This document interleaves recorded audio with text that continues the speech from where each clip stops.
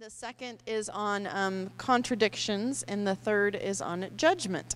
And so those will be happening later on in the year. That will be February the 17th and April the 7th that those speakers will be coming. And so hope you will invite a friend. This is all about inviting somebody who you may know about that might be challenged by some of these things, about what contradictions in the Bible are and how it is you can still have faith and struggle with those contradictions at the same time, or what all this judgment of the Old Testament means and how we translate that into the New Testament and how that is incorporated into our faith. So my guess is some of you know somebody who might be struggling with those questions, and so this is a perfect opportunity to invite them to be a part of their journey of faith. So did y'all all get the email that came out with the picture and everything? Everybody? Okay. Nod your head. Yes? Okay, good.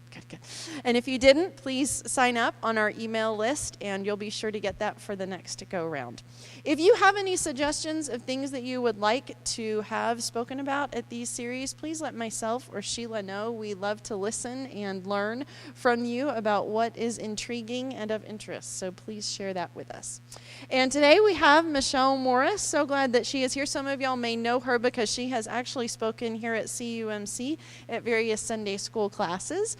And Michelle has her undergraduate work from the University of Arkansas in English and French, and then has her master's in comparative literature and her PhD in religious studies. And so she has agreed to come here and talk about what she knows of The Bible Doesn't Tell Her So on the topic of symbolism. And so we're very excited that she is here today. She is actually from the Plano area, so we have a Planoite in our midst, and so glad that she is here. So please welcome with me, Michelle.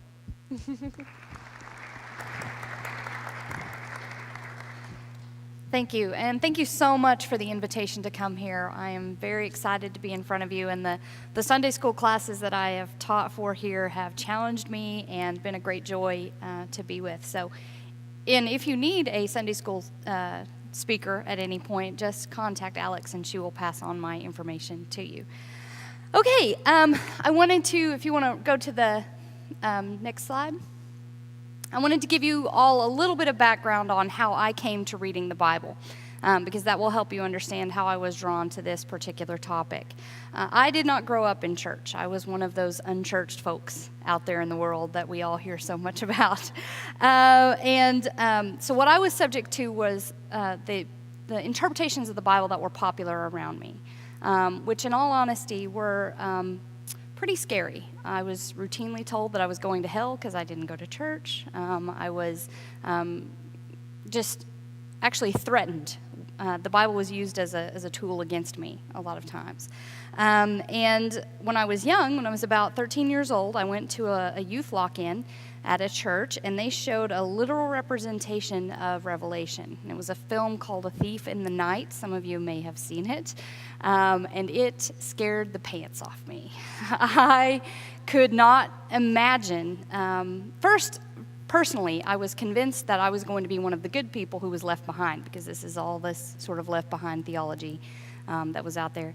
And it sort of panicked me. But at the same time, I wondered how people could proclaim a God of love and also have this image of God that was presented in this literal representation of Revelation. After I got over the shock and the fear of it, I became rather angry, in all honesty. And I decided the only thing that I could do was to read the Bible. I wanted to see if it was really like this. And so I started reading one chapter a night, except on Sunday I read 2. That was my way of going to church. I read it from cover to cover. It took me about 2 years to do that. When I came out on the other side, I actually could affirm a God of love from reading the entire Bible. I also fell in love with the Bible. It's a beautiful collection of literature.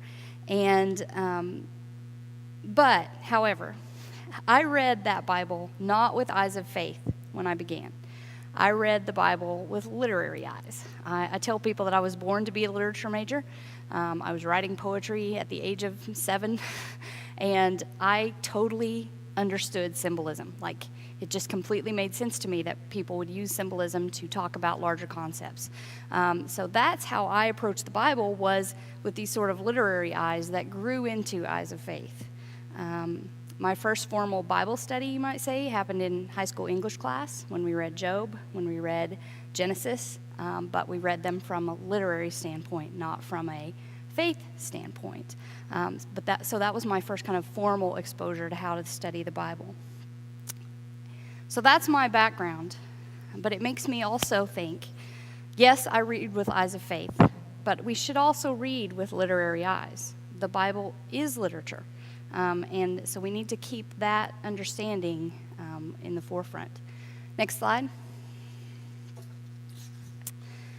And this is where I say, what is the Bible? Okay, first of all, it is a faith text. We all recognize that that's the case. And it's faith text, not the entire Christian Bible for us is our faith text. But of course, what we refer to as the Old Testament is referred to by the Jews as their Hebrew Bible, as the Tanakh usually, the Torah and the Ketuvim and the Nevi'im.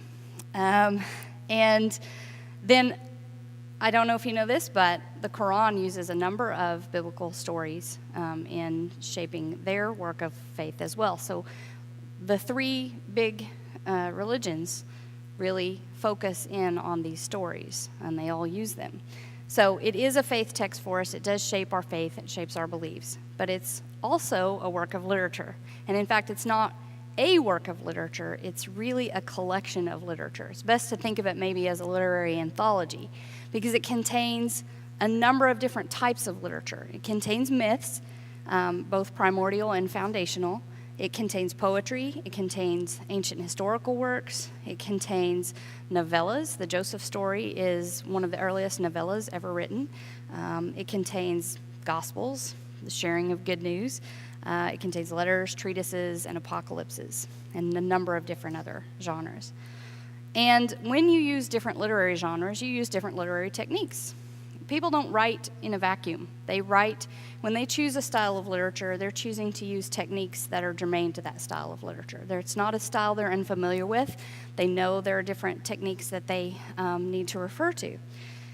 And so when these authors choose this genre, they are going to choose these techniques to go along with them. And so if we ignore the literary shape of the text, then we miss sometimes what the authors had intended in making the choices that they do. Tonight we're going to look at the purpose of symbolism, which is a literary technique. We will use three different literary genres. Now, I could have easily chosen to do poetry. We could have looked at the Psalms all night, but I thought, I think people expect symbolism in poetry. It's not a surprise. So I thought instead we would look at a primordial myth, look at how symbolism is used in one of the Gospels, and we'll look at the apocalypse. And that will give us an idea of how, even in these types of literature, symbolism is important. But before we get to that, let's define symbolism. Next slide.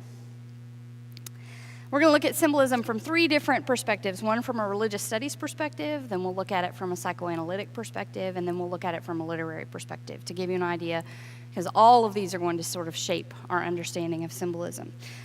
Clifford Geertz, who is sort of a leading figure in religious studies from the 20th century, defined religion as a system of symbols which acts to establish powerful, pervasive, and long-lasting moods and motivations in humans by formulating conceptions of a general order of existence and clothing these conceptions with such an aura of factuality that the moods and motivations seem uniquely realistic. Now, we could spend an entire class on that definition, obviously, but what I wanted to point out is that from the very beginning, when he is looking at what makes up a religion, Geertz says that you start with a system of symbols. You have to have this sort of organizing structure, this sort of symbolic understanding of the world in order to structure a religion. And then he defines symbols as any object, act, event, quality, or relation which serves as a vehicle for a conception. The conception is the symbol's meaning. So it's a way of taking something, an event or a thing, and representing a larger concept.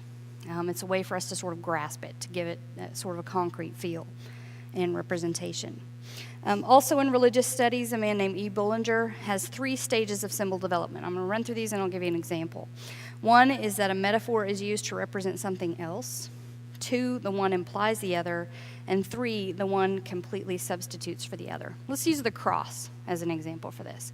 Whenever Christianity is sort of getting off the ground, one way that they could talk about their faith and represent their faith is to show a symbol of a cross. But it's really, at that time, the cross symbolized Rome's power, not Christianity. It symbolizes Rome's ability to stop anyone that's against them. And Christianity sort of takes that symbol on and says, no, but this also represents for us a moment, a kind of critical moment in our understanding of who Jesus is. So that's that first metaphorical move, that they're sort of taking the cross and saying, we need to think about this in relation to our faith. The next move would be that the understanding of Christianity and a cross sort of co-imply each other. You would still probably have to talk about Christianity and have the cross present, but it's starting to become more and more associated with Christianity rather than Rome and a method of executing someone. Now, if you see a cross, does anyone even need to say Christianity? The cross has totally become associated with Christianity, so you don't even need the mention of Christianity anymore. The figure of the cross totally implies the whole of the faith. Does that make sense? That's how the development occurs. Another important thing about symbols, and particularly in religious studies, is that they can result in what's called surplus meaning, which means that as symbols come into contact with more and more cultures, they take on more and more representations. For instance, if I ask a group of Christians what the cross means to them, I will probably get a number of answers. Not any one person is going to necessarily say exactly the same thing. And that means that the cross not only has come to represent Christianity, but it's come to represent a variety of Christianities. And that's the surplus meaning that we're talking about there. And that's what they mean when they say symbols radiate and deploy meanings, meaning that symbols themselves start to create new meanings as well. I also say that you can think of symbolism as doing the heavy lifting of theology. So, yeah, we cannot articulate what God is. We don't know. It's too hard to conceptualize the whole of God. Symbols give us a kind of concrete way to start expressing that, to get little pieces of it in ways that we can grasp and understand. Next slide. Okay, now we have the definition of the symbolic in psychoanalysis. And I am looking particularly at the work of Jacques Lacan, who I like so much better than Freud. I'm not a huge fan of Freud. But Jacques Lacan has some really, really interesting theories. And for him, the symbolic is one of the cognitive dimensions, one of 3. There's the real, which is what a thing or a person actually is. That really can't be conceived because we always put stereotypes, like even this table. We make assumptions about this table, whether it's sturdy or not, or others. But the table itself exists in a way beyond our way to express it. That's the real. The imaginary is how we would describe the table, in how we would conceive of it. He uses the imaginary a lot in what he calls the mirror stage. When you, as a baby, the first time you see yourself in the mirror, it sort of shocks yourself. This is his theory. I mean, you can watch little babies get all excited when they see that. But it's this idea of suddenly having to conceive yourself outside of yourself. That's the imaginary, that conception of who you are, kind of who you would like to be, what your perfect table might be, is sort of the imaginary. The symbolic is actually in between those. It's what we use to express that go-between of what the real is and what the imaginary is. The easiest way to think about it is to say that the symbolic is really language and culture. Language is the means that we have to describe our world. and culture is the way we organize our world. And that's done for Lacan through symbols. It's not done through any actual concrete reality, but it's all symbolic for him. And he also will say that the unconscious, or our deepest interior thoughts, also function in sort of metaphorical ways. And we can sort of get that. If you've ever had a dream that is just completely out there, but you can recognize that maybe there's some stress in your life that can be reflected in the dream, and the dream maybe expresses it in a way that you wouldn't have thought of before, in a sort of symbolic way. That is how the unconscious works with the symbol systems. And for Lacan, he would say that in order to become a fully developed human being, you have to insert yourself into the symbolic. In other words, you have to become part of culture. You have to find a way to express yourself with language. If you can't do that, you will not become a fully functioning human. Okay, next slide. Now we'll get to the definition of symbolism in literature, which is where we will mainly focus tonight. The word symbolism comes from the Greek symbolain, which means to throw together. You sort of can get that. You're taking one concept and throwing it together with a concrete thing, so it's thrown together. Or symbolon, which means emblem or sign or token, and that's the same sort of thing. An emblem represents something else. It's an object, animate or inanimate, which represents or stands for something else. It can work in cooperation with allegory, where allegory is the representation of abstract ideas or principles by characters, figures, or events in narrative, dramatic, or pictorial form. It's a symbolic representation. We're going to talk about a particular allegory in just a minute, and that'll give you an idea on that. Symbols can be objects, but they can also be actions and gestures. So we've talked about one object, the cross, being a symbol of Christianity.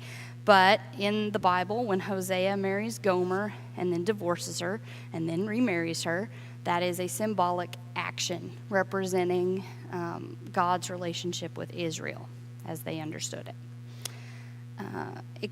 There is also a difference between what would be called public or universal symbols and what would be called private symbols. Light, symbolizing good, is pretty much a universal symbol. It just comes down to the reality of life. You know, when it's daytime, less bad things happen to you. At nighttime, sometimes you're attacked by a lion. You know, it's just the reality of being human. A lot of times it's safer in the day than it is at night. And so that's why that becomes a sort of universal symbol. The old use of the ichthus sign, which is the fish, you know, the Jesus fish, that used to be a private symbol in the sense that it was sort of coded in sort of an interior world. It was a way that they could put a little fish on the outside of a house, and people would secretly know that that was a place where Christians gathered. But it wasn't a sort of universal symbol. You know, the Roman soldier walking by hopefully wouldn't know what that was. So that's a private symbol. The works of T.S. Eliot and Keats and Yeats deal with private symbols because we're still trying to crack what they were meaning. They were very much within their own head. There's also what is called a transcendental symbol, and that's this idea of a symbol that's working to transform reality into a better or more permanent reality. And transcendental symbols obviously show up in religion, because religion is trying to transform into, you know, for us, our Christian faith is trying to bring God's reign. And so we're trying to deal with transcendental symbols in order to be able to do that. And then it's important to remember, as we will see momentarily, that people can interpret symbols in more ways than one. So while an author may have had one particular idea in using a symbol, then it gets dispersed. This is this whole surplus meaning idea. Once it gets in the hands of different cultures, it can become a lot of different things, and it can mean different things depending on the culture. Okay, next slide.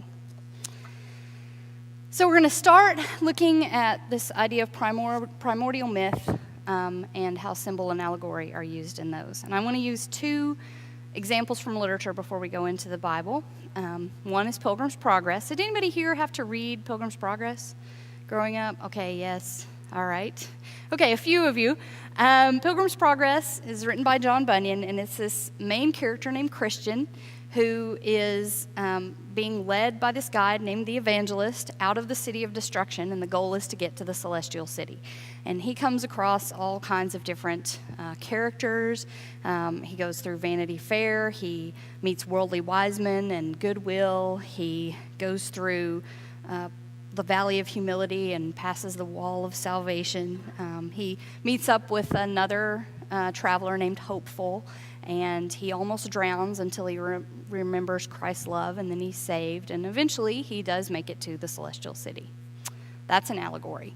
Christian is obviously standing in for the Christian journey. You may come across all of these things as you're trying to journey to heaven. You may go through points of humility. You may be challenged by vanity and those sort of things. Then we have, I'm a huge fan of Nathaniel Hawthorne, if anybody else is out there. Yay. But he wrote a short story that a lot of people read called Young Goodman Brown. Young Goodman Brown is this young Goodman named Brown who decides he's going to go out on this secret meeting in the night, and he leaves his wife Faith behind. And he meets this man who's got a serpent stick. And they walk along, and young Goodman Brown's really not sure he wants to go through with this, but this man with the stick is very convincing. And then he keeps seeing all these people from town, like the minister and Deacon Gookin and Goody Cloyce, and they're all headed to the same meeting. And so he keeps going along, and he's still feeling like he needs to turn back because he thinks, I've left Faith behind. I need to go back to Faith. He gets to this witches' meeting in the middle of the woods, and he still thinks he needs to go back until he realizes there's another convert there, and it's his wife Faith. And then he sort of panics and wakes up, and he's back at home. And from then on, all he sees around him is evil, and he doesn't trust anyone, and his relationship with his wife falls apart because he has lost his faith. Now, next slide. Now these are fiction. We know they're fiction. This is the way they're, written. But fiction, yes. True. Are they true? They're true. These are fiction stories that are true stories. Because it is true, like I said, with Christian, as Christians, we go through a lot of trials on our way to the celestial city. And there are things that can challenge our faith, that can make us, really lose our faith. And so Hawthorne's story is a true story in that it does tell us about there are times that we are challenged, and that the man with the snake was the devil, that the devil does come and tempt us. Those are true things. And allegories tell these kinds of stories. They tell stories where characters stand in for larger concepts to convey some truth about humanity or creation. They may do it with symbolism, but it is still a true story. And I also want to talk about myth, what myth means in literature, because we have a tendency in our culture to equate the word myth with false. And in literature, that is not the case. That is not the point of myth. Myth in literature is just think of it as a story that tells why things are. That's basically it. I mean, the official definition is a traditional story concerning the early history of a people or explaining some natural or social phenomenon, typically involving supernatural beings or events. That's what a myth is. It doesn't have anything to do with true or false. It has to do with explaining something that gives meaning for a people. So, if I told you a story where the main characters are God, human, life, and serpent, and human participates with God in the naming of creation, and then is divided into two beings, and those two beings choose to eat from the tree of the knowledge of good and evil after speaking with the serpent. And as a result, God announces that the serpent will crawl on his belly, and human will till the earth, and life will have increased pains in childbirth.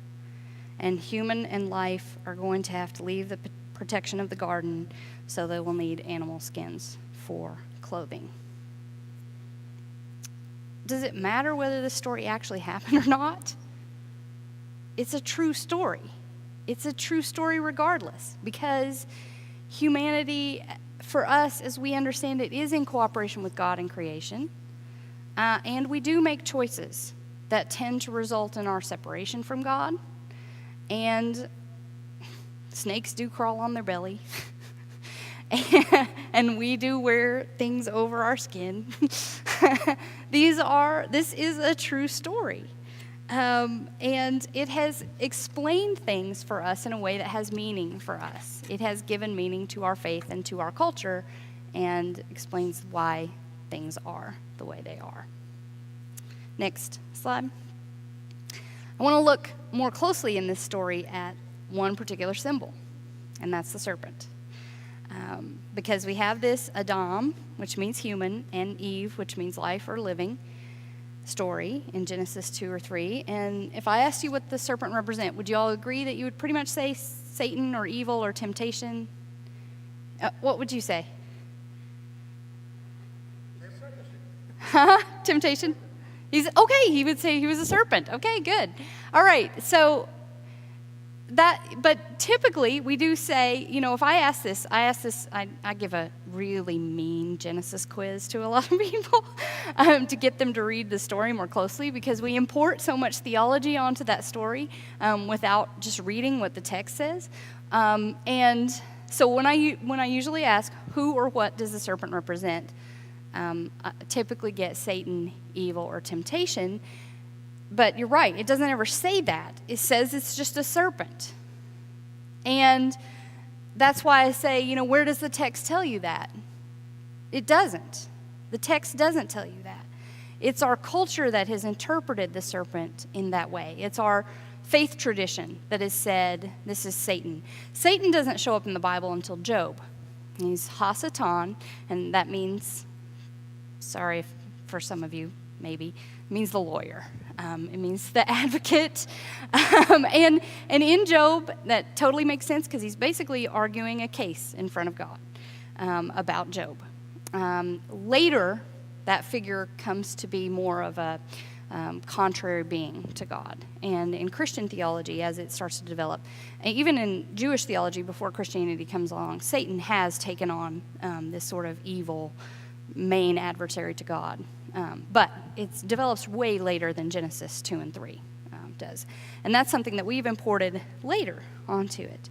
And Satan himself is a symbolic character. Remember that Satan is representing all that is contrary to God. That's what Satan represents. Next slide. Wanted to give you an idea of what the serpent has represented in a number of cultures. So again, as this myth comes into contact with other cultures, these are the things that people might interpret at the serpent as being. Could be the creator God. So we could have a battle between two gods in this story. It could be the representation of nature or the nature spirit. It could be the god of darkness. Could be a double being or the source of sexuality. It's understood that when the serpent is stretched out, that's the male symbol. When it's coiled up, that's the female symbol. Could be the bringer of life, bringer of death, or bringer of life after death. And this is drawn from Arabic and Chaldean, in which the word for serpent is very similar or identical to the word for life. In Hindu, it's the stabilizer of the world. Like Atlas holds up the world. In Hinduism, it's a snake. Sometimes it's a snake, sometimes it's an elephant, but often it's the snake. It's a source of immortality. It's a water god or creature of the water. Next slide. It's also a symbol of healing. Remember, we have the caduceus, which has the snake on it for doctors. We still use that today, so it's a healer. It's the seer or source of prophecy. A lot of Greek tales have prophets or seers are licked by serpents or, wrapped around with serpents. They're just highly associated with serpents. In Athens, it's the protector of the city. It can also represent individual creativity in contrast to dogma or reason. And the Gnostics really take this up. They do some really creative things with the Genesis stories. It's the bringer of knowledge, bringer of corn, the spirit of deceased kings and queens, the founder of dynasties, and it's just a snake.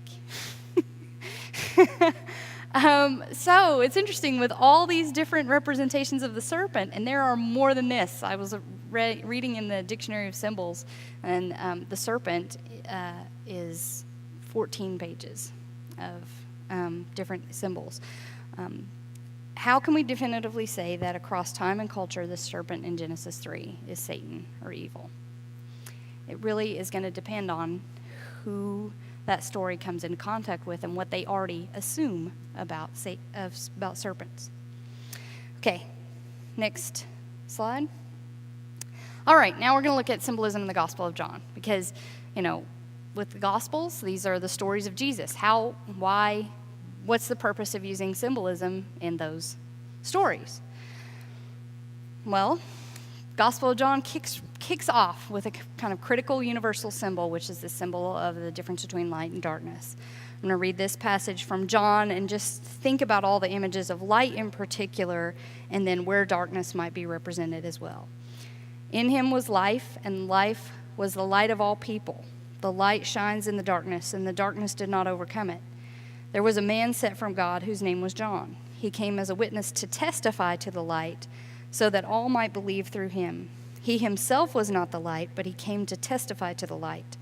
The true light, which enlightens everyone, was coming into the world. He was in the world, and the world came into being through him, yet the world did not know him. He came to what was his own, and his own people did not accept him. But to all who received him, who believed in his name, he gave power to become children of God, who were born not of blood or of the will of the flesh or of the will of man, but of God. So we have this right from the prologue of John, this contrast between light and darkness. And this is a contrast that continues throughout the gospel. And we see it just right around the corner in chapters 3 and 4. We're going to have chapter 3, this kind of critical encounter between Jesus and Nicodemus that happens at night. It happens in darkness. And Nicodemus doesn't get what Jesus is saying. He's got all these questions and never understands what Jesus says. In chapter 4, we have Jesus and the Samaritan woman at the well, which happens when? In the day, right in the middle of the day, at high noon. You can't get any more light than that. And she's the first person that gets it. She's the first person that recognizes who Jesus is and proclaims him as the Messiah and runs and tells and gets a bunch of other people to believe. So, and all through the Gospel of John, we have the meeting with the Sanhedrin that occurs at night. You have the meeting with Pilate that occurs right at the break of the morning. So it's this kind of in-between place of not quite light, not quite darkness. And then you have, all of this tension between light and darkness. It's the day when Jesus is on the cross and the beloved disciple and the mother of Jesus are there and recognizing what's happening. So you have this all throughout here. So what do light and darkness represent? Choice. They are choice. Yes, absolutely. You have to choose whether you're going to be in the darkness, which is this place of misunderstanding, this place that is contrary to Jesus, or you can be in this place of light, of understanding and revelation and Jesus, because in the prologue, it's pretty clear that Jesus is equated with light. So if you're going to get it, you're going to know who Jesus is. That is a powerful way for the gospel writer to make this point, using symbols that are recognizable. Really, like I said, light and darkness is one of the few that's universal because, again, it's scary at dark, and we can see things in the light. Next, there's another symbol. This is a symbol that I work with, and that's the symbol of motherhood in the Gospel of John. Motherhood is interesting because, first of all, birth looks very strange in the Gospel of John. In the prologue, we have this whole, there was the one who was God and who was with God and all that. That's the Johannine birth narrative, which is not really a birth narrative like, our lovely nativity scenes that we have in Matthew and Luke. It's not the same. It's this sort of philosophical coming into being between God, the Father, and the Son. There's not really a mother involved at all in that. And then you have, in the Nicodemus story, you have that conversation about being born from the above, not re-entering the womb of your mother, but being born from above and being born of water and the Spirit. That's what birth looks like in the Gospel of John. It doesn't look like normal human birth that we are familiar with. The other thing is, the author of the fourth Gospel never refers to Jesus' mother as Mary. Now, why? Do you think the author of the fourth Gospel didn't know that was her name? Probably not. Probably was pretty prevalent that we know that's Mary, but chooses not to use Mary as a name. Instead, always refers to her as Jesus' mother or the mother of Jesus. What does she do in that gospel, though? She's not given birth to Jesus in that gospel. We don't have, like I say, the narratives that we have in Luke and Matthew. Instead, she kicks off Jesus' ministry. We have the wedding at Cana, and she says, "Get these people some wine." And Jesus says, "Woman, it is not my time." And she's like, "Just ignore you. Go get some buckets and fill them up and do what he says." And that's his first miracle. The mother of Jesus kicks off Jesus' ministry. She also is present with the beloved disciple at the cross for this, what we tend to refer to as an adoption ceremony, when Jesus says, "Mother, behold your son. This is your mother," to the beloved disciple. So he creates a family at the foot of the cross, with his mother coming and the beloved disciple coming into her family. The other images of maternity that we have in the Gospel of John, Jesus says that the disciples will feel the pain and joy of a woman giving birth in experiencing his loss. And then there is also the presence of blood and water at the cross, which is regularly discussed in scholarship as being a birthing, and especially when you tie it in with that moment with the mother of Jesus and with the beloved disciple. There's a new family born at the cross. And so motherhood in the Gospel of John is highly valued, but not biological. It is completely symbolic. It is metaphorical. There's not people giving birth. In fact, you will not find a single woman in the Gospel of John that's referred to as having children, which is striking, because that's how they were normally identified, as either somebody's wife or somebody's mother. And there are a few that are identified as wives of, but nobody is identified as a mother of. And so what we have here is motherhood becoming representative of a disciple who gives birth to other disciples. And so here's this author who has used this really powerful, really universal symbol of a mother and made it representative of how you come into the family of God, instead of focusing on the biological process of it. It's a symbolic role. Next slide. Gospel of John is often referred to as a symbolic gospel because people are so representative. The characters in that gospel are so closely representative of different traits and ideas more than they are just regular people. And we need to remember that the authors of all four Gospels had a number of different Jesus stories to choose from. They pick and choose which ones they want to go in their Gospels. They can't tell them all. They have to choose. And the ones that they choose tell us about their theology and tell us about the community that they're supporting and encouraging. We tend to get too caught up in questions of whether this actually happened at this time or not. Dr. Chansey, when he talks about contradictions, I don't know if he will mention this or not, but the Gospel of John puts stuff in different order than the other three Gospels. And that tends to cause a lot of consternation. When I think what we need to focus on is what were the stories they were all telling. Let's not get all caught up in the details. Let's talk about why they chose the stories that they chose. What were they trying to tell us? What theological point were they trying to make with that? So, and in making those theological points, they are telling truths without having to focus on the facts.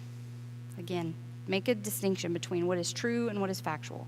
And our post-Enlightenment world tends to really weigh things on the fact end, when I think what we really need to get to is the truth. The author of John has long been recognized as using symbolisms to tell these truths. People, including Jesus, because we talked about Jesus being associated with light, are in all the I am statements in John. I am the vine, I am the truth, I am, all the I am statements are Jesus associating with symbols. They're representatives of larger concepts, and they reflect the Johannine faith journey. So the author of John has taken these stories and, like I said, crafted them to make a particular theology in how this author has chosen to use these symbols.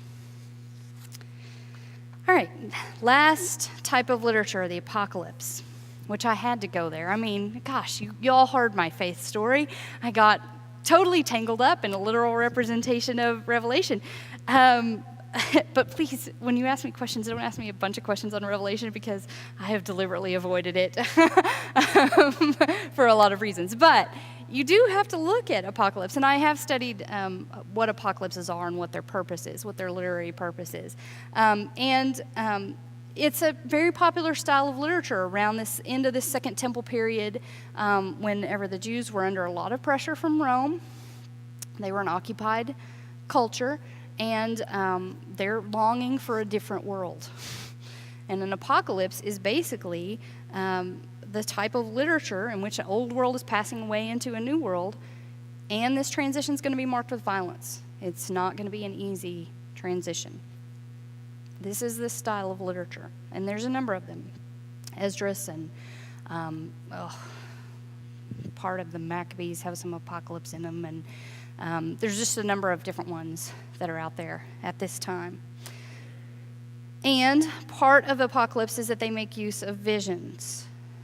And we're going to talk more about why they use visions in a minute, but just the thing about visions is you can always, if you're under pressure from another power, and they come knocking on your door saying, hey, look what you wrote here, this seems pretty subversive, you can go, hey, it was just a dream, man.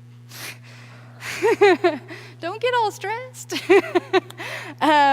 So visions are kind of a way to sort of stand in between.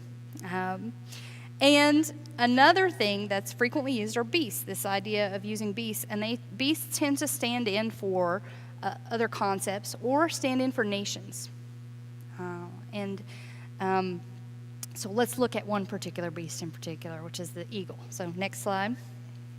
So here are 3 appearances of eagles in Revelation. Coming from the throne are flashes of lightning and rumblings and pearls of thunder. And in front of the throne burn 7 flaming torches, which are the 7 spirits of God. And in front of the throne there is something like a sea of glass, like crystal. Around the throne and on each side of the throne are 4 living creatures, full of eyes in front and behind. The first living creature like a lion, the second living creature like an ox, the third living creature with a face like a human face, and the fourth living creature like a flying eagle. And the 4 living creatures, each of them with 6 wings, are full of eyes all around and inside. Day and night and without ceasing they sing, Holy, holy, holy, the Lord God, the Almighty, who was and is to come. Loaded with symbolism right there. There's practically nothing concrete. It's a vision scene, so it makes sense. The next appearance is, then I looked, and I heard an eagle crying with a loud voice as it flew in mid-heaven. Woe, woe, woe to the inhabitants of the earth, at the blast of the other trumpets that the 3 angels are about to blow. And the last one, so when the dragon saw, dragons and snakes, by the way, are similar. When the dragon saw that he had been thrown down to the earth, he pursued the woman who had given birth to the male child. But the woman was given the 2 wings of the great eagle, so that she could fly from the serpent into the wilderness to her place where she is nourished for a time and times and half a time. So there's our 3 eagles in Revelation. Next slide. So here's our role of the eagle in these 3 passages. One is to be one of the beasts in the company of heaven. One is to be crying woes to the earth. And one is to be at least part of what rescues the woman who bore the child. Now, it's important to recognize that unlike the serpent, which changes all across cultures as to what serpent means, the eagle stays pretty static. What this eagle tends to represent tends to be a bird that's associated with power, with protection, tends to be associated with the ruling powers or with the highest God. The change is in to whom the eagle refers. And sometimes it's been Zeus, and sometimes it's Christ, and sometimes it's Rome, and sometimes it's Christianity, and sometimes it's the United States. It's basically whoever's trying to associate themselves with being the highest, being the most powerful, they're going to take on the eagle symbol. Which is why, if any of you are familiar with the prophecies of Nostradamus, when he describes a war between the eagle and the bear. Bear is also an animal that is associated with power.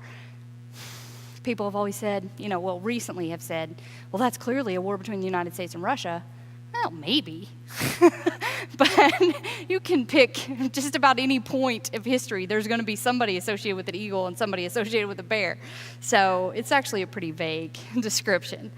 For our purposes today, though, whether you associate the eagle in Revelation with Rome or the Roman emperor, or if you associate it with God or Christ, determines how you read this text.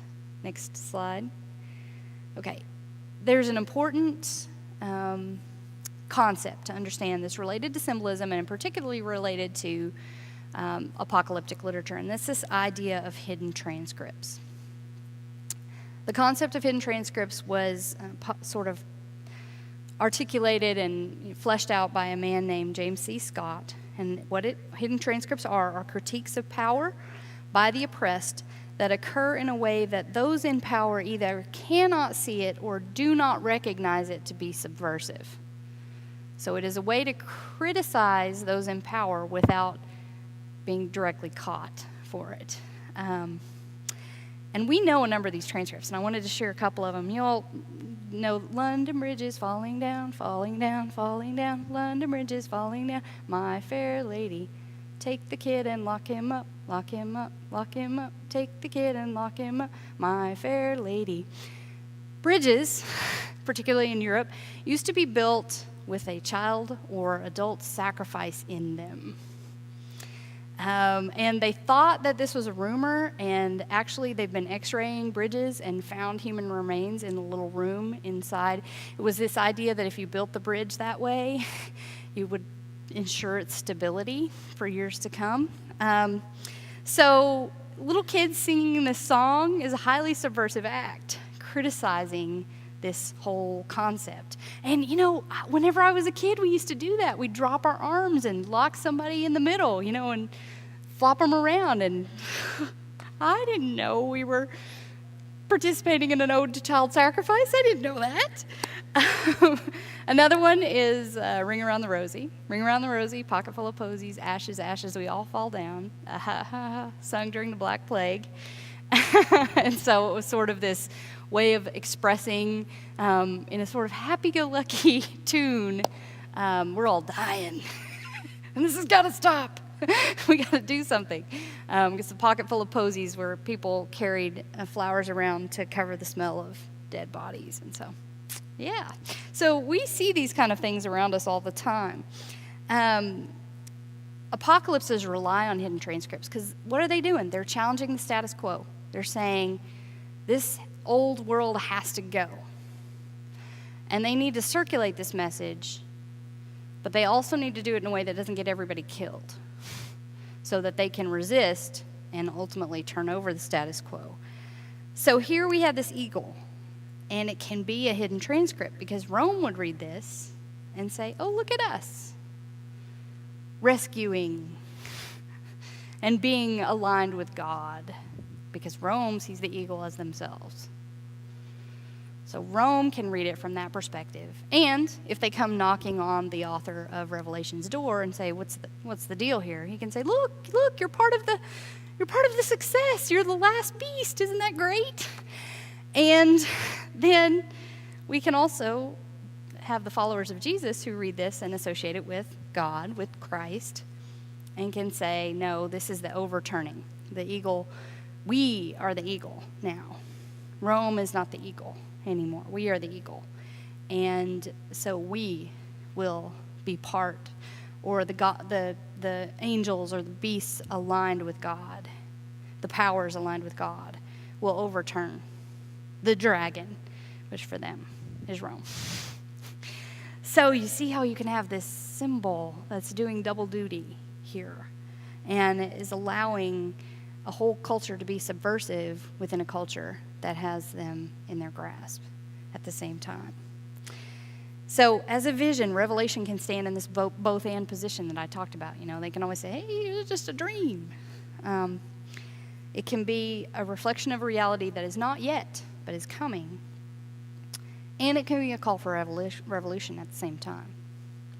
So like I said, if the powers that be come knocking, they can be like, yeah, we're just writing a cool poem. Don't worry about us. We're on board with Rome. And all the time they can be, yeah, let's get rid of Rome. So hidden transcripts allow a work of literature to hide in plain sight. Okay, next slide. Okay, in summary, symbols tell us everything and nothing. It's important to recognize that we use symbols, and that symbols allow us to articulate the holy because they can represent a concept that's beyond us in a concrete way. Gives us a way to talk about it. And as Lacan says, we can't even talk without symbols. You have to have a symbolic structure even to communicate. And we need to recognize that there are no words that can articulate God, nor should they. God should be beyond language. God should be beyond what we can conceive. Also, recognize that symbols are flexible, which in one sense is incredibly problematic because when we want to get to the heart of the meaning, what does the Bible mean? We want to be able to say it means X. This passage means X, and there's no difference, and this is what it is throughout time and throughout culture. Sometimes there's some comfort in that. But when we're speaking about God, we need to remember that if we isolate God into a routine set of images, we are committing idolatry. If we over and over and over use the same symbol for God, if you only refer to God as Father, for instance, you have isolated God into one symbol, you've committed idolatry. You need broader understanding of God. And even within the one symbol, recognize that there's some fluidity in that symbol. And that's okay, because it's God. It's all of God. Also, recognize that the Bible itself is structured in a way that begs for flexibility. And I don't think this was an accident. I think it is deliberately written this way. It's written with gaps. There's a man named Eric Auerbach who conceived of this idea of gap literature. And he compares the Odyssey to the Bible. And he says, you have two different ways of writing. One, you write the way the Odyssey writes, which is incredibly detailed, and you get this sort of understanding of the psychology. And he looks at the moment when Odysseus' nurse discovers his scar when he's disguised. He's come back home to Penelope, but he's disguised as an old man. And his nurse recognizes the scar on his leg, and she realizes it's Odysseus. And there's this incredibly detailed scene of how angry Odysseus gets, and he puts his hand around the nurse's throat and says, don't tell anybody, this is incredibly important, I need you to be quiet. And she has this emotional turmoil of wanting to cry out and throw her arms around this child that she nursed from a baby, and he's finally home, but she also realizes the seriousness of it. And this passage is crazy detailed. I mean, you get the beads of sweat, the tears, you get the emotional language and all that. Then Auerbach looks at the sacrifice of Isaac, which is, if you read it along, I love to read it along with a sing-song voice, because it's like, okay, Abraham gets the wood, and he gets the rope, and they go up the hill, and Isaac says, what are we doing? And Abraham says, don't worry, and there'll be a ram, and, and then, he raises the knife above him, and the voice says, don't worry, there's a ram over there, don't sacrifice Isaac. But you ask people, how did Abraham feel about being asked to sacrifice his son? Even after I've read it, they will say, oh, he was distraught and upset, and he couldn't take it, and he couldn't believe he was being asked to do this. And I'm like, where is that in the text? It's not there. The Bible is written very sparsely, very few details. I think because we're supposed to bring ourselves to it. We're supposed to bring our questions to the Bible. We're supposed to say, wow, that is weird. God, what does this mean? Because that flexibility begs us to ask questions just like Abraham asked questions of God, and Moses asked questions of God, and Jacob asked questions of God, and Hagar asked questions of God, and all the people interacting with Jesus asked questions of Jesus. Because what do questions do? They make us be in relationship. They make us be in conversation with God and with others. When we're asking others, what do you do with this text? It brings us in relationship with them. I think it's supposed to be there. I think that flexibility is supposed to be there. And I think there's a danger, like I said, when we take something too literally that is obviously meant to be symbolic and scare little 13-year-old girls and miss the point of the larger truth, like in the apocalypse, in Revelation, which is that one day we will be in God's reign. It may be messy getting there, but one day we will be. That's the point of the apocalypse, not all the little details in between. All right, last slide. So that is my talk. I would like to hear what your questions are. What would you like to ask? Like I said, not too much on Revelation, but yes. Ah, the Lamb of God. Very powerful symbol, yes. And also one of those ones that's kind of flexible. Because, yes, he asked, can I speak to the symbol of the Lamb of God? So obviously lamb has an importance in the sacrificial system of Judaism. It's one of the animals that is sacrificed. And in particular, I want to take a little personal privilege and speak on a personal level of what the Lamb of God is, and then in a broader sense. But I have a son who has a skin disorder, and it's very rare, and it was very scary, and he would have been a leper. If you read the descriptions in Leviticus 13, he would have fit the descriptions of what it was like to be a leper. And when I was in Old Testament 1, when we were talking about Leviticus, Dr. Heller was explaining that what the system there is a system of moving from unclean to clean to holy. And what I realized in looking at Leviticus is that my son would have been considered unclean. He would have been classified with the things of blood, in all honesty. But it's also the presence of blood that makes something holy. So what had seemed like a separation between the holy and the unclean was wide. I realized that actually the clean were farther than the holy and the unclean. Holy and unclean, because of the presence of blood in both, were really closely related. And clean was sort of outside of that. But on to your question, what it takes to move someone from leprosy back into the community is they had to be cleansed with water and anointed, which every day we wash my son with just plain water. We can't use soap on him because it would do disastrous things to his skin. And then we sort of coat him in oil. And I realized that every day we were doing Leviticus. And then the last step to come into the community is the sacrifice of a lamb. And I was like, well, for me, Jesus is that lamb. And Jesus made that sacrifice. Jesus collapsed the difference between unclean and holy and brought them together.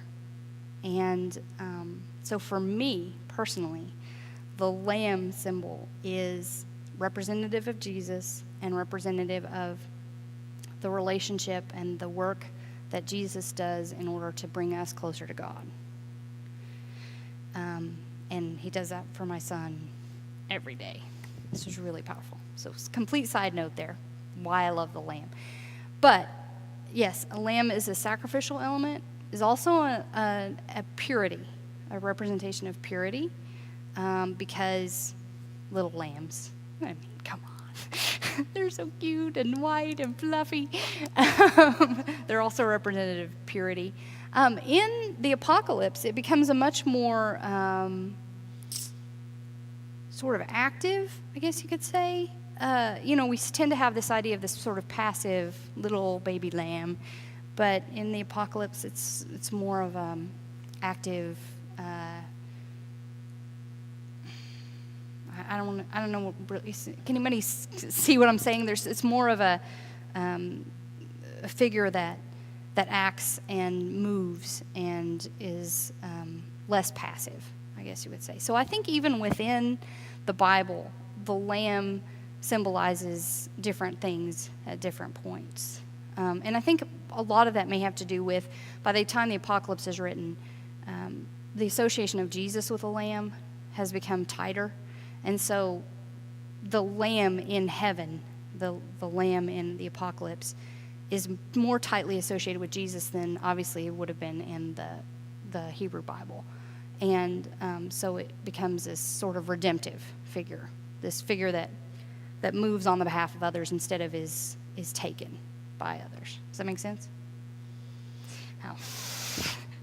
Well, but does that help? I mean, does that sort of answer your question? I mean, it just shows the lamb is one of those things that, while it tends to all the way across the Bible be associated in some levels with sacrifice, I think there's a question of motivation. Is it being sacrificed by someone else, or is it doing its own sacrificing? Maybe that helps.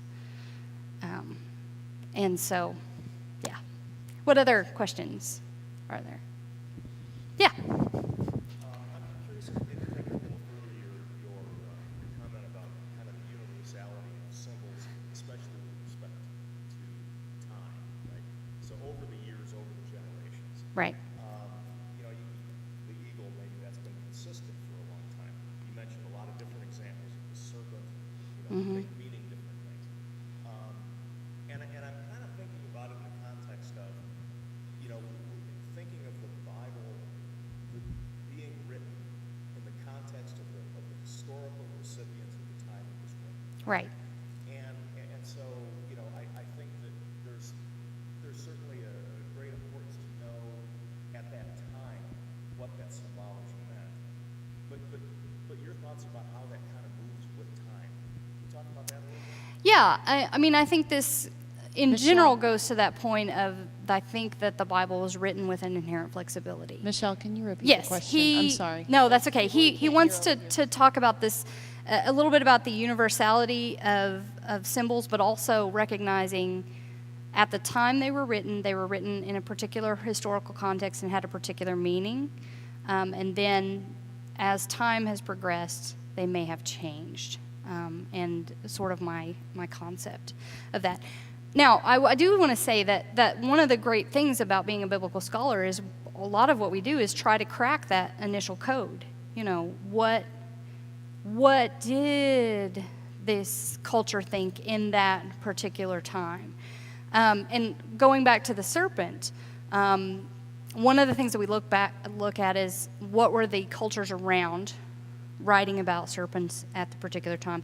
There's a lot of comparison made between Genesis and Gilgamesh, if any of you have read Gilgamesh, because there's a flood narrative in Gilgamesh, and there's this sort of hero story in Gilgamesh. And Gilgamesh goes after this plant of immortality. It's almost like a garden story in some ways. And he swims to the bottom of this river and gets this plant of immortality and comes back up onto the bank and is too tired to do anything with the plant at that moment. So he takes a nap, and a snake slithers by, eats the plant, and immediately sheds his skin. And so one of the things that I look at was, was Gilgamesh, or that sort of concept of Gilgamesh, influencing the concept of the serpent in Genesis 2, because we have this tree of life question going on, and we have this serpent playing this role of maybe a god or some sort of figure. So, yes, so we do as biblical scholars, we do a lot of work trying to figure out what did it mean in that particular context. But, and this is my own theology. My own theology is that the Bible is written with symbolic language to make it accessible to a lot of different cultures and to make it open to a lot of different people who can then bring their questions. What does this mean, this, God? What? And, if we look at that story, if it's just a snake in Genesis 2 and 3, then is the point of Genesis 2 and 3 just to explain to us why things were the way they were?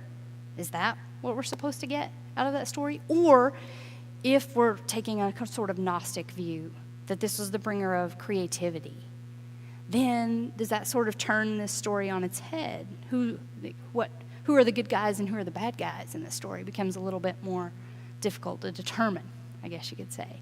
And I think that potential universality of using symbolic language that makes it accessible to a lot of different cultures,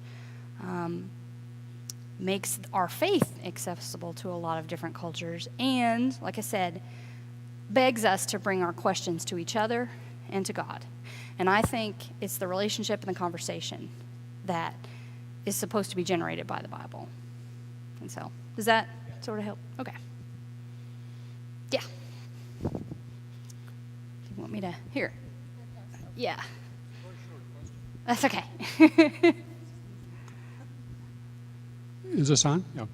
Can you speak about the symbolism of the concept, the word, talking creation into existence, The tree of knowledge, that. how those things all tie together? Yes, Or I not? love the logos. Man, we could go on forever about this.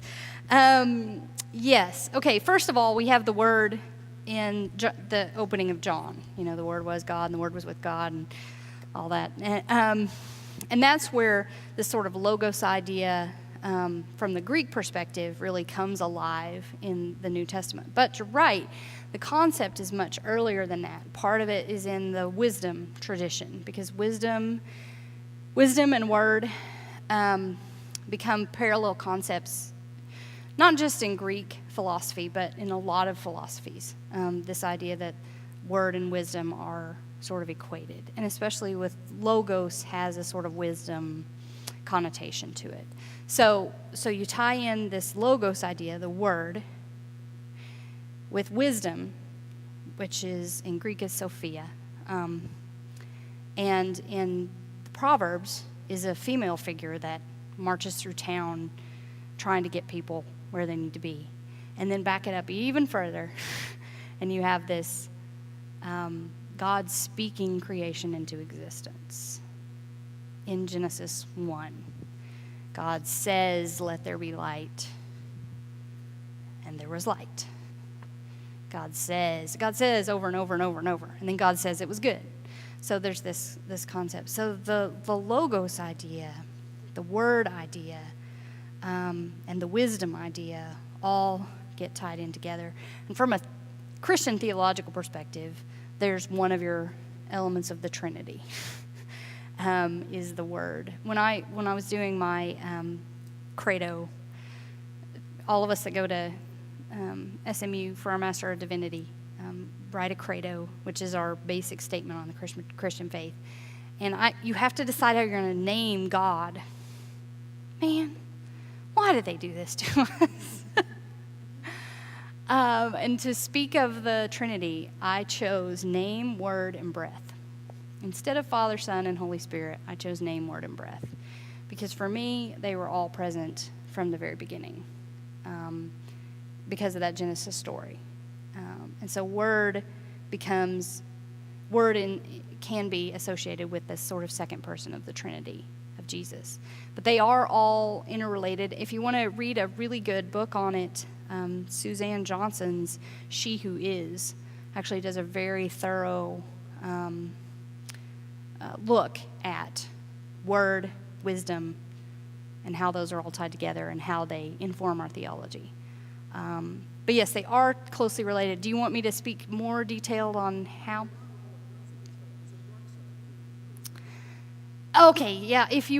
And that's when you associate the serpent with wisdom. Yes, which can be. Right. You get kicked out of the garden. So yes, so there is this one side, like I talked about, that the word wisdom becomes associated with this second person of the Trinity, but he's right. And the Gnostics will actually say a good thing happened. Right. We got reason, we got knowledge, and right, we got to be here, exactly. There was procreation and all that, yes, depending on how you interpret that story. Yes, and certainly for the Gnostics, this, well, now we're getting really philosophical. But yes, no, there is a dark side to knowledge that's present also in the biblical text as well, which is this idea that it can in some ways be the thing we strive for to try to be like God. That this knowledge is the thing that we try to grasp at, this sort of,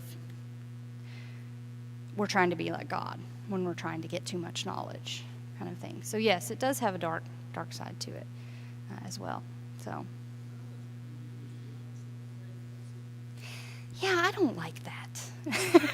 He said knowledge can be viewed as the opposite of faith by some people. I guess I'm slightly Gnostic, I guess you would say. No, I don't. I'm still in the process of ordination. Don't tell anybody I said that. No. But yes, it can't. I think that's a false dichotomy in a lot of ways, this idea that knowledge and faith are contrary to each other, that you have to take one without the other. And I think John Wesley would also back me up on that. He would say that reason, I mean, come on, reason's one of the Wesleyan quadrilateral, that reason is important, and this one of the ways that we get to know God and get to know each other and grow in our faith. But yeah, so I just would on that. What other questions? Yeah. Oh, hey, let me. Yeah.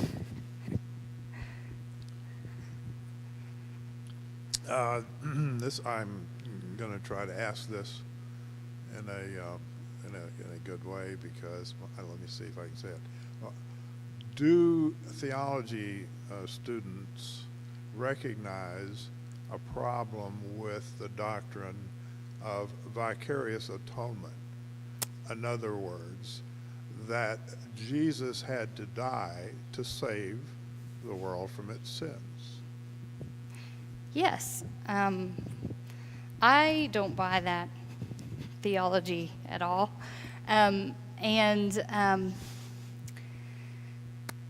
We do talk about it in our systematic theology class, that really comes into its fullness in the Middle Ages, under a system in which serfs and knights had to pay tribute to their lord. It's really structured very much like a medieval system, and that we owed as, people in the Lord's kingdom. And this means like the little kings in Europe. People in the Lord's kingdom owed a tribute to that Lord. That theology, while it's arguably present in the Bible, really becomes popular in the Middle Ages because it made sense. People organize their theology around the world. I mean, it's just like we organize our symbols around what makes sense to us. It made sense in their system to understand God in that way, and that there was the concept was that we could not repay for all of our sins. So God stood in, substitutionary atonement. Right, was God. And, but yes, that is, right, and God, in God's Son, is paying the ransom. That is starting to fall away in schools of theology. Well, I can't say universally, because there are a lot of schools of theology out there.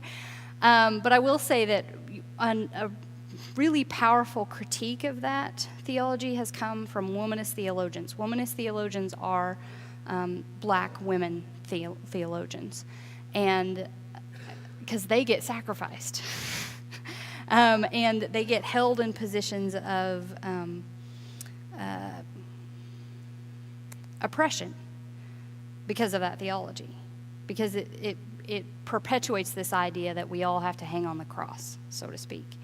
And so I would, if you want more thorough critique of that, look at some good womanist theologians, Dolores Williams, Karen Baker Fletcher, and there's a really good book called by Raquel St. Clair about the cross and the Bible. It's called Call and Consequences. Call and Consequences. It's by Raquel St. Clair. And she looks particularly at that theology in Mark, or at the theology of discipleship in Mark, and draws that into question quite a bit. So, short answer to your question, yes, we are critiquing that theology.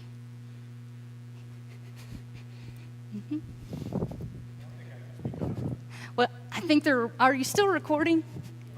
So. Yeah, I was wondering if you could comment a little bit on symbolism in the contemporary world that we're dealing with and the secular world's interpretation and struggle with Christian symbols, and in particular, something that means to me at ground zero, remember the two I-beams or Right. pieces of iron that just stood out and happened to be a cross. Mm-hmm. And the controversy that's going on now, at least as I understand it, about do they put that in the ground zero 9/11 museum or not, and what that entails, and Right. the whole thing that's kind of going through there, and the evolution of what's happening with us with the cross, and then particularly if you get into the Christmas tree and all this other, Yes. all of these other things. Well, first of all, I think that in one sense that points to this sort of universal recognition that the cross equals Christianity. So that symbol has taken hold. We've got no problem with that symbol now. What is probably at the heat of that battle, though, is kind of what that symbol represents. It does represent Christianity, but to some people, they have a certain concept of what Christianity means that they don't want to have anything to do with. And they don't want representing them in a sort of national sense. And or they may not want religion representing them. Yeah. Right. It just happened. To be standing out there, as the buildings collapsed. Right. I don't know if you remember that picture. Yeah. They didn't put, my understanding, that wasn't. No, it did just happen. It did just happen. But, see, it just happened, but then don't you think people loaded meaning onto that just happening? If you choose to, and some people chose to.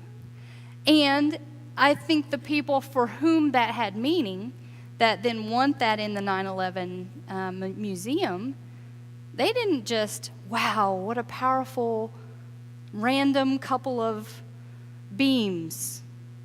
No. What a powerful representation of God present in this moment. That's what they're loading onto that. And that's why they want it present in the museum, because for them it represented a really emotional connection with that moment. That same emotional connection offends other people. That's the reality of it. Whether that needs to be then excluded is a completely different question. I mean, in some ways they did decide to put it in. Okay. But I think it does show us that, that symbol has taken hold and has emotional baggage on it from both sides, or all sides involved in that. Absolutely. I do also want to talk, just for us as members of the Christian church and the Methodist church in general, there's a representation of Christianity out there that we as Christians may or may not agree with. And we have to sort of symbolize a different Christianity if we don't want to be associated with that type of Christianity. The other thing, though, is I think we need to do better as Christians at speaking the language of culture. Because culture does have its language. There's this sort of dichotomy between secular and sacred that honestly the youth of today don't have as strongly. They tend to associate the sacred and the secular together. And we need to get better at speaking that dual language in order to be in conversation with the world around us. One of the classes that I've taught here is a look at how the messages of pop music you can find in the prophets. They're telling the same message. So we listen to Tupac Shakur, and we listen to Nickelback, and we listen to U2, and talk about how the messages that are in that music are the same messages that are in the prophets in the Bible. And why are we not doing a better job of saying, hey, you know that music that you love, youth of America? We've heard this before. And let's talk about it. Let's talk about what's changed and what's the same about those messages. I think we need to do a better job of speaking the symbolism that's in the secular world around us. Because honestly, it's already there in our faith. We just need to translate it. Other questions? Ha. Sorry, I'm making you run around all over. No, it's okay. Listen, I have a 10-year-old. I'm used to running around all over the place. I grew up as a fundamentalist Baptist, Mhm. and now I'm not dealing with, that has a negative connotation, but I have friends and family who believe in the 6 days of creation, and so many others who say, how could you be so dumb as to think that the world is 6,000 years old? Right. And I have others who will say, if the Bible says it, that's the way it was. Right. Yeah. This is another definitely come to the contradictions talk, because I got in an interesting argument with a woman about the creation story when I first of all asked her, what do you do with the fact that there are 2 creation stories? And she said, there aren't. And I said, yes, there are. And she said, no, they're not. And I said, they don't even go in the same order. And she said, no, you're wrong. And I'm like, open the Bible. And she said, no. She wouldn't even have the discussion with me. And people that won't have the discussion with me, I don't know what to do about that. Because I learn from them when they share their perspective, and hopefully they have a chance to learn from me as well. This kind of talk, maybe show it to them, because that first creation story is beautiful, highly structured and ordered. If you break the 6 days down, they're exactly parallel. The first day and the fourth day are creations of heavens and light and the dome. The second day are the waters, because the sky and the air was conceived as water, because that's where the rain is. The second and fifth day are creations of the waters, and the third and sixth day are creations of the earth, the land animals and the earth, actual earth. So it's this highly structured, ordered creation, which again is probably not literal, but is still true. And I think if we could get that understanding, if we could shake off the Enlightenment that said facts are what matter and nothing else does, if we could shake that off and say, okay, probably God did not do this in 6 days, and probably the earth is not 6,000 years old. We're pretty sure about that. But here's what we can say about that. God is the creator, and it's ordered and beautiful, and God said it was good. I have a hard time arguing with that with anybody. Well, they're not gonna not anybody, but but I think a lot of us, particularly a lot of us who have faith, because there's a big divide amongst the faithful. I think we can agree on those kinds of things. So maybe start the conversation in what can we agree on in these stories, and we can agree on those things. Yeah. Yeah, that's a fact-truth situation. Factually, did it actually occur in 6 24-hour periods? True, did God create an ordered world? Yes. So, yeah, that's the difference. Did you? This is not deeply theological or in depth, but you mentioned most of your referrals were women authors. Is this becoming more prevalent now? I haven't heard as many in the past. Oh, I hope it's becoming more prevalent. Now, I should also admit that I'm a feminist scholar, and so I work a lot with the works of women. It is becoming more prevalent than it has historically been, but that's my area of expertise. So that's the stuff of which I am familiar. Yeah, well, and I think it's an important voice that needs to be brought out. So, yeah, and particularly since my dissertation is infertility in the Bible, that tends to be an issue that feminist theologians or feminist biblical scholars tend to grapple with because, in all honesty, in the grand scheme of history, women have been blamed for infertility, not men. And so it tends to, for a long time, be a woman's story, even though it really is everybody's story. Wisdom is feminine, yes. Sophia is feminine. And the words for the Holy Spirit are sometimes feminine words and sometimes masculine words. So the Holy Spirit is also sometimes associated with feminine. But as the second position in the, if it's word, as the second part of the Trinity, then yes, that has a feminine aspect to it too. Mm-hmm. Did you have another question? Any more? Okay. It's a follow-up on what you said.